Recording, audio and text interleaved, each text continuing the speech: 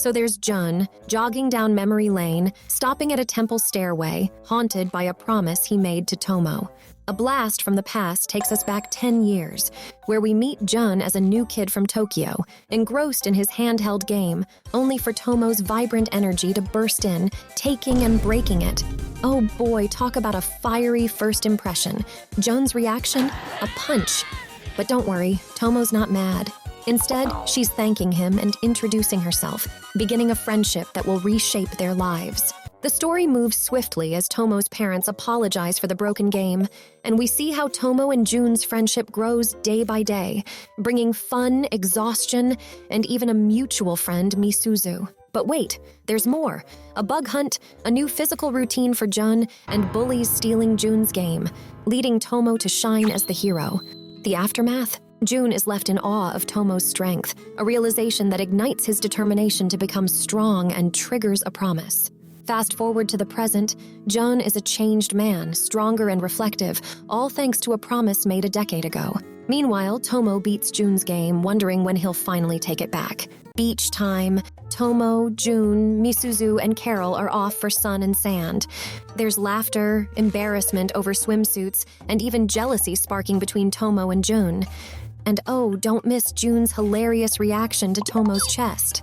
A beach isn't complete without some flirtation, and our friends are no exception. Tomo gets courted, Jun intervenes, and then, oops, he says he doesn't want people to think he's her boyfriend. Yikes! Mixed signals much. After some beachy drama, soft serve ice cream, and a deep conversation, it's clear that Tomo and Jun's relationship is on the brink of something new. The day ends with a train ride home, and Misuzu's telling observation that Jun doesn't see Tomo as just a friend anymore.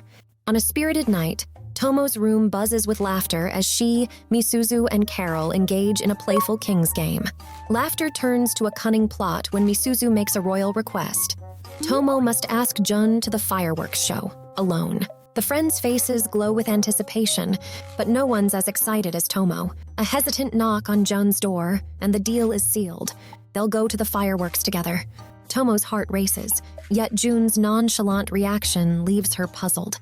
In their respective rooms, both ponder the upcoming event, mixed feelings swirling like the bright festival lights.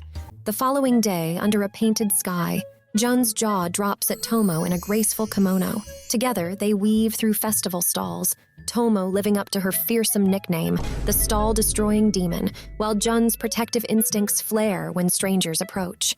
They share an intense moment away from prying eyes, Tomo's fiery thank you leaving Jun flustered. Their hearts beat in unison as fireworks explode above, but words of love remain unspoken, lost in the night.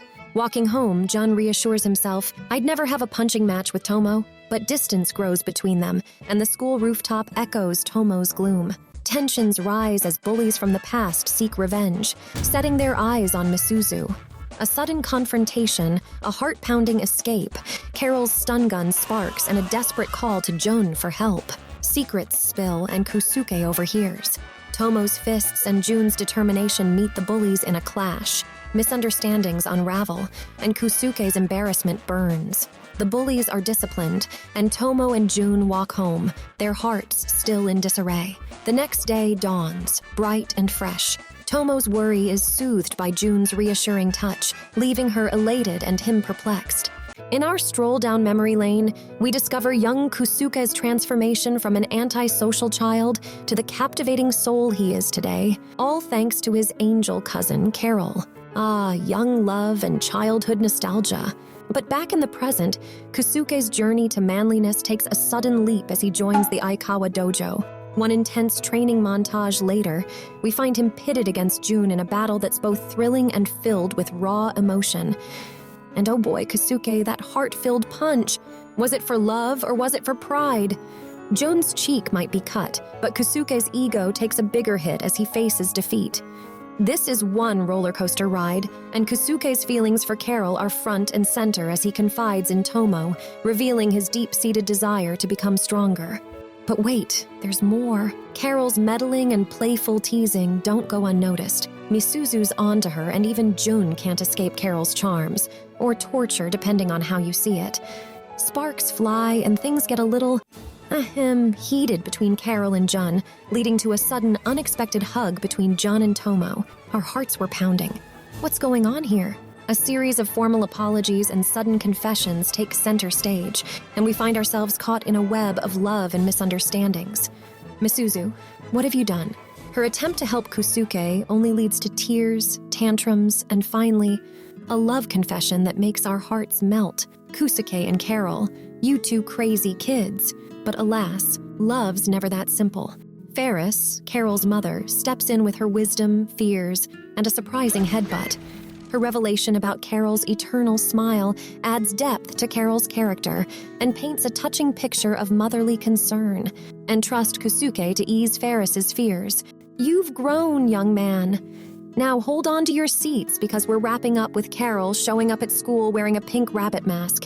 A delightful victory kiss for Misuzu, and we're left in awe, wondering what just happened. Our story today takes place outside the school, where Tomo and Jun, two athletic pals, are revved up for the annual marathon. Jun, in his playful spirit, challenges Tomo to a wager. Whoever loses owes the winner a week's worth of juice. And Tomo, never one to back down, eagerly accepts. Nearby are other characters, Carol, Misuzu, and Tatsumi, add a pinch of charm and humor, with Tatsumi's attempts to woo Misuzu falling hilariously flat. Now the marathon starts, and our athletic duo, Tomo and Jun, are burning rubber on the track. Can you believe that the PE teacher Hanao zooms past them on a scooter? Talk about unfair. But hey, no scooter's gonna stop this energetic pair. Now here's where things take a turn. As Jun and Tomo blaze through the track, Tomo collapses with a fever. Why? She practiced late into the night. Talk about dedication. So what does Jun do? He heroically carries her on his back to school. That's friendship goals right there. Waking up in the infirmary, Tomo is filled with mixed emotions about the marathon's abrupt end and being taken care of by Jun. And oh boy, get ready for a funny twist. Tomo's father Goro arrives frantically holding leeks in both hands, looking for his daughter, giving us a comedic break that's so needed. But, dear viewers, we're not done with this roller coaster of friendship yet. Flashback to middle school, and we see Tomo and Jun's relationship evolve, filled with ups, downs, misunderstandings, and of course the classic, are they dating question. Spoiler alert, they're not. Misunderstandings lead to a friendship breakdown, but don't fret. Jun tries to reconnect by dating Misuzu. What a twist, only to find that sometimes friendships are more complicated than that. Misuzu becomes the voice of reason and delivers some golden advice, while the fake relationship adds a layer of intrigue. In a heartfelt reconciliation with Tomo, Misuzu lays bare her insecurities, showing us that even the strongest friendships can waver. But worry not. The power of friendship prevails, and Jun and Tomo reconnect with a punch, literally, and a promise to remain just friends. As our story winds down, Jun's realization that Tomo is really cute leaves us with a sweet, lingering thought. Could there be more to their friendship? Tomo's got to buy a present for Jun's birthday, but she's low on cash. So she's off to take a part-time job at God Ramen Tatsumi. Misuzu and Carol join the crew, and Tatsumi himself ushers them into the world of ramen making. They meet Tatsuro, Tatsumi's dad, and they're all set. Tomo and Carol end up in maid outfits, while Misuzu rocks the classic Ramen Shop look. Misuzu shines in her new role, but Carol? Let's just say she's better at bringing in customers from outside. Guess who walks in? Jun. And oh boy, the shock on his face is priceless. He's a regular there, and Tomo's not too happy about not knowing that. Drama ensues, but hey, Jun's got a soft spot for Tomo's outfit, leaving her all blushy and cute. Fast forward to the end of their work adventure, Jun and Tomo share a heartfelt moment about her time at the shop. On Jun's birthday, Tomo's got a watch for him. She's got one too, and some birthday party plans are hatched. But there's something off about Jun. Intrigued yet? Time for a plot twist. Tomo's out to make Jun see her as more than just a friend. Misuzu's idea? Well, let's just say it involves a stairway and some accidental touching. Spoiler alert. It doesn't go well, and Carol gets caught in the crossfire. Jun's begging to be beaten up, and Tomo's all too happy to comply. But hold on, there's more. Tatsumi and Misuzu have a strange little moment, while Misuzu's guilt starts to weigh her down. Carol's there with a comforting hug, but things are getting complicated. Misuzu falls sick, and Tomo's getting worried. Misuzu's avoidance hits Tomo hard, but she's determined to mend things. Cue the school play and Misuzu's casting as Cinderella. Wait, what? Yes, you heard that right, and she's not happy about it. Despite the initial shock, rehearsals are on, but Misuzu's mood is a rain cloud over the sunny play. But Tomo's not giving up, and their rooftop rehearsal brings some hope, with the school buzzing about their costumes and some wardrobe malfunctions. Tomo's persistence and Jun's encouragement start to break through Misuzu's shell. Walking home, Jun and Tomo practice together, Cinderella and her prince in the twilight, forging ahead towards what promises to be a theatrical spectacle. The stage is set at the school gymnasium, where the entire cast, our beloved Tomo, Carol, Misuzu, and even Jun, are ready to dazzle the crowd with their rendition of Cinderella for the Culture Fest. Misuzu as Cinderella?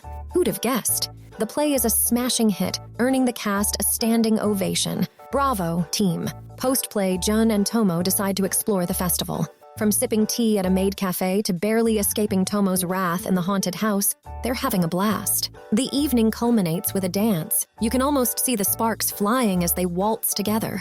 Elsewhere, Misuzu's deep in thought. She's joined by Carol, who's playing her part in the friendship drama. Meanwhile, on the dance floor, Jun's subtle insinuations leave Tomo flustered.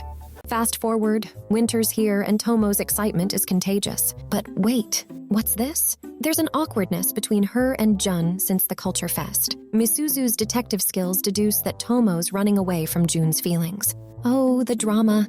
Jun seeks advice from his friend Kusuke, gathers his courage, and makes peace with Misuzu about his feelings for Tomo. But will he confess his love to Tomo? He tries, he really does, but Tomo's a tough nut to crack. She leaves him standing on the rooftop, his heart out in the cold. Tomo's torn.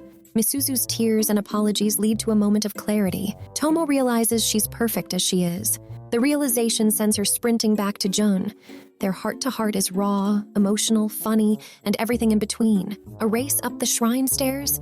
Classic Tomo and Jun. At the top, they find what they were looking for all along. They'll be best buds, rivals, and lovers. It's a triumphant end to their story, but Jun's comical tumble down the stairs reminds us that love can be a beautiful, goofy, and unpredictable ride. Tomo's heading home with Carol and Misuzu, and Jun's surprisingly cool about it. What's up with that? Well, Tomo notices how Jun's treating her differently now. More like a girl, she says, and it's driving her nuts. Misuzu's idea, how about a little Christmas smooch? Date night for Tomo and Jun, and you can feel the butterflies. A blush here, a compliment there, and then a movie where Tomo's got kissing on her mind. But when the moment comes, it's too much for her. Jun's chill reaction leaves her amazed. These two, I tell you, they're adorable and frustrating all at once. Gift exchange time, and we get a pair of earrings and a handmade muffler. Sweet. But Tomo wants to shock Jun a little more, so off to Jun's house they go. Inside Jun's room, the truth comes out. Tomo wanted to kiss him, but felt she wasn't feminine enough. Can you imagine? Jun's reaction is priceless, but that's not all. Jun's confession about her dad, Goro, rejecting his relationship proposal, that's a curveball. Goro's condition, Jun must defeat him first. The family drama hits its peak when Tomo tells her father she hates him. This is some heavy stuff.